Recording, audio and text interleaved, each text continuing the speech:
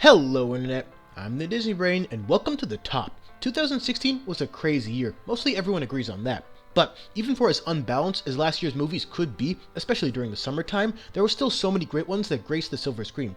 And yes, I realize that this video is a little late, but I needed to find the time to actually watch some of the important year-end movies. With all that said, let's kick things off with number 10.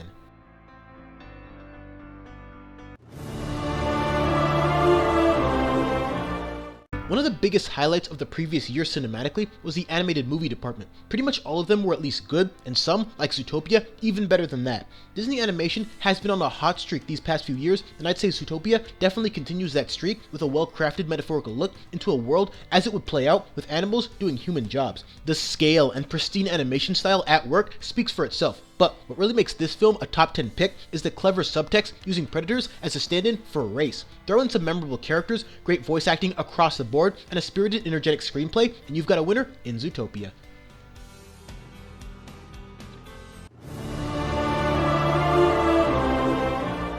One of the most interesting things that happened last year is seeing how everyone's favorite galaxy far, far away would function as a Marvel-esque world-building endeavor. The answer?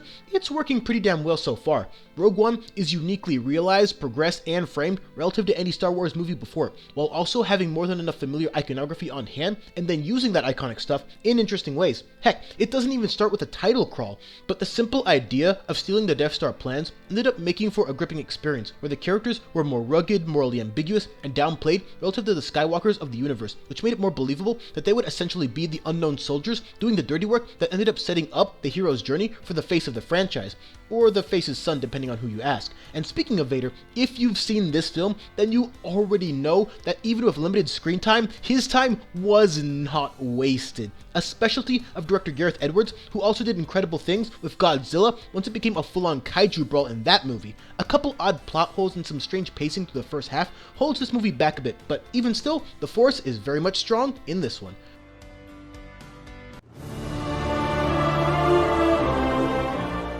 Now here's a film without all the glamour and brand recognition of the previous entries, but makes the most of a very downplayed and subtle screenplay. Moonlight goes through 3 different stages of Chiron's life where he deals with varying struggles and conflicts at each stage. The film frames its shots in such a way that Chiron has a lot of focus and isn't being cluttered by a lot of other people most of the time, which makes sense considering how he operates in the film. And also, having almost the entire movie take place in a relatively quiet suburb does well to emphasize that subtle screenplay that really makes the acting moments pop even without dialogue in several areas. It's not the grandest of movies and never feels the need to dig into what some might consider the more entertaining moments of Chiron's upbringing. I think that was a mistake a little bit, but it also makes the film that much more unique. It's not what I'd call a fun movie, but it is a supremely well acted one across the board, made more impressive by the way Chiron's 3 stages really do all act like him right down to the minor details. And yes, it is similar to Boyhood in several respects, but both films do things that the other doesn't. The biggest difference is that Moonlight is more purposeful in its direction, which can be both a good thing and a bad thing. I would be shocked if this didn't get nominated for an Oscar, several Oscars actually, but this film wouldn't quite be my pick for the goal. Stay tuned.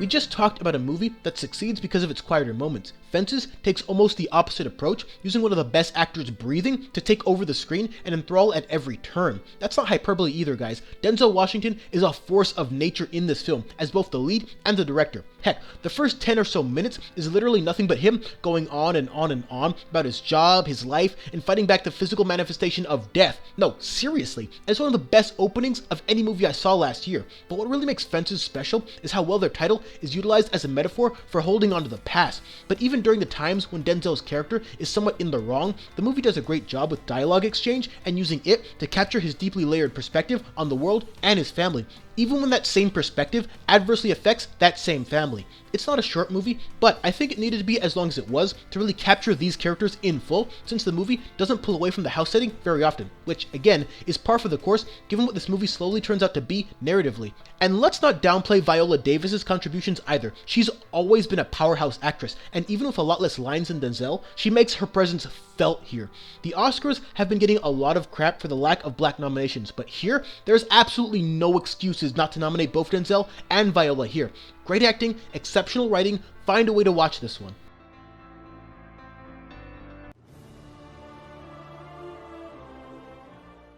So many films made from the perspective of teenagers fall into the trap of talking down to a potential audience. Thankfully, The Edge of 17 is anything but, in one of the flat-out funniest, engrossing, and genuine stories told in 2016. The perspective that is shown here through the eyes of Haley Steinfeld pulls no punches and delivers in all facets with a great understanding of not just how 17 actually looks like, but also what it can at times feel like, and incorporating both here was key to the ultimate resolution for her character, and a powerful resolution it was. It's something you just need to experience firsthand. It's a rare movie that will make you laugh, smile, and maybe even cry for all the right reasons, because again, it knows how to convey high school and the characters thereof very well. It doesn't have the same incredible supporting cast that Juno had, but even still, I think it did more with less, and told the more compelling story. And even more impressively, this marks the first film for director Kelly Freeman Craig, so it'll be interesting to see where she goes from here.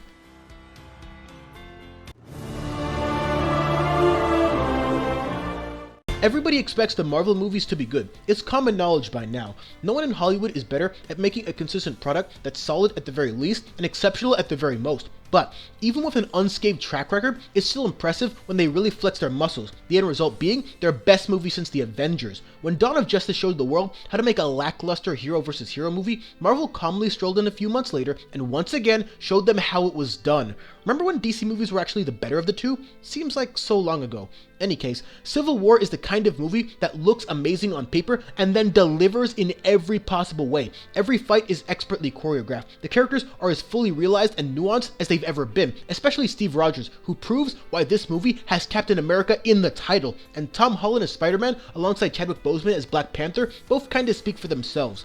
Even Baron Zemo as a small-scale villain really works as a counterbalance to the all-powerful evil archetype, especially the boring ones. This movie is as well crafted as any in the Marvel Universe, if not more so, while also never losing out on having fun, having heart, and understanding why we love these characters so much, even when they're on opposing sides.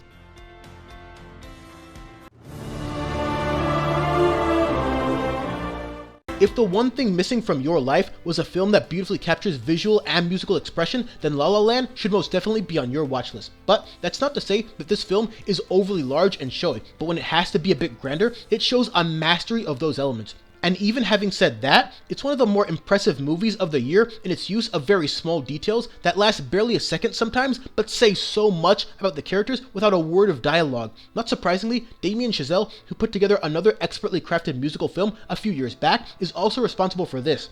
I would hope by now that most people don't see Ryan Gosling as just a pretty face, because he's a really talented actor, even in more comedic roles, and his chemistry with Emma Stone once again enthralls and excites, giving their well-depicted blooming relationship a great sense of realism and gravity. I know it seems like I'm not talking up this film as much as I should, considering it is number 4, but there's so much about the captivating visual and musical presentation style here that really does need to be seen to be appreciated. Likely a well-deserved Oscar nomination, and some of the best on-screen artistry I've seen in a long time.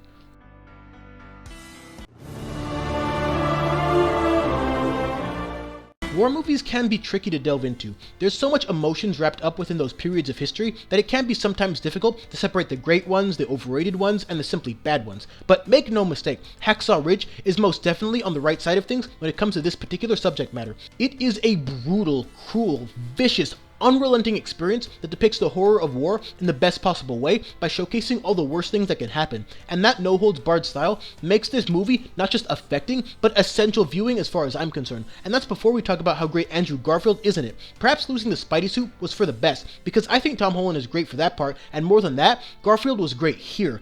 The idea of a soldier risking life and limb on the battlefield while refusing to use weapons seems like the single most insane movie plot of all time, until you realize that this is based on the true story of a man that did just that.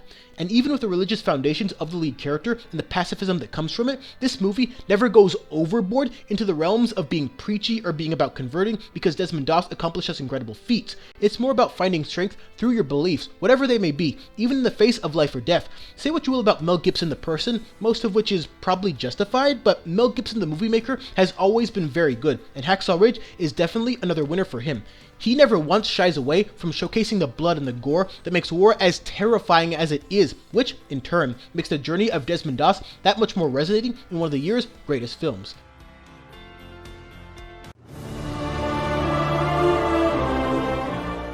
As I mentioned before, animation had themselves quite the year, and nowhere is that better expressed than in the awe-inspiring project that is Kubo and the Two Strings. Heck, there's even a poetic nature to the title, which will make sense if and when you actually see the movie. Not as many people showed up to this one versus other more marketable products, but Kubo delivers on every level, in large part because it's a movie that both prides itself on while also being about storytelling and the power thereof. The work Laika does with stop motion is unparalleled, and their finished products deliver as more than just majestic art pieces come to life, but as complete films. But the way things are expressed visually is one of the greatest parts about the film, in addition to how certain visuals add to the overarching narrative. There are few movies that came out in 2016 that could deliver a relatively straightforward magical journey of sorts, but execute it with enough subtlety, creativity, and intelligence to make even the tiniest moments add so much to the full viewing experience. Just like with La La Land, my not talking about this film ad nauseum doesn't stem from a lack of quality. There's so much about this movie that you should just experience naturally, where that wouldn't have the same impact through just my descriptions.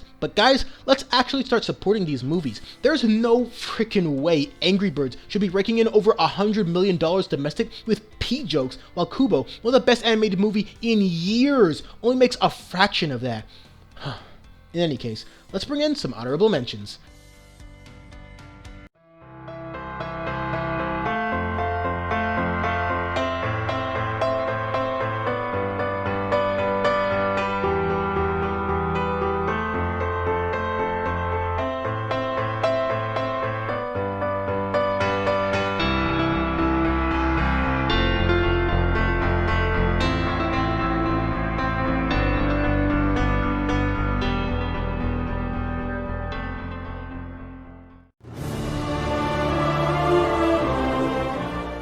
Calling Arrival the smartest movie of the year wouldn't even come close to doing it justice. No, it's one of the smartest movies to come out this decade. The single greatest, most grounded depiction of what alien contact might actually look like in today's world. None of that tedious CGI invasion garbage we got last summer, just sensible, focused screenplay from start to finish with a great lead performance by the usually wonderful Amy Adams. Its focus primarily involves the power of language, which can be used as shorthand for the single most valuable possession that any one culture has access to, even otherworldly beings. But even though its progression is relatively straightforward, the mesmerizing score and the uniquely realized visuals, including the actual alien ship, puts this movie on a similar level as District 9, and that's before we get into how intelligent this movie actually is, because the whole point is that Amy Adams is a language expert trying to communicate with aliens, and learning that language connects her to the perspective of the aliens themselves, and that ends up creating one of the greatest cinematic twists / realizations ever conceived. If you've seen this movie, you know exactly what that entails, and if you haven't, there's absolutely no way I'm ruining that one for you. But that also presents me with a bit of an impasse, because that singular realization that perfectly ties the film together, both in terms of plot progression and the narrative of intelligence and perspective winning the day over gun-toting, is the biggest reason I place this film at number 1. The acting is great, the shot composition is great, the score is great, the general cinematography is all great, but you just need to witness everything else. And I know as well as anyone that Best Picture doesn't always mean, well, Best Picture. But even still, if Arrival found a way to win it, it would be an incredible victory for high-minded cinematic projects, especially since they whiffed on Inception years ago, the epitome of high-minded cinematic projects. Every movie on this list deserves to be watched, but Arrival, in addition to that, more so than any movie this year, deserves to be thought about for the best possible reasons. It's number 1, so the list is done. And don't forget to share your own thoughts and feelings on the best films of the year. And of course, thanks for watching. What the hell is she doing? Do trust me.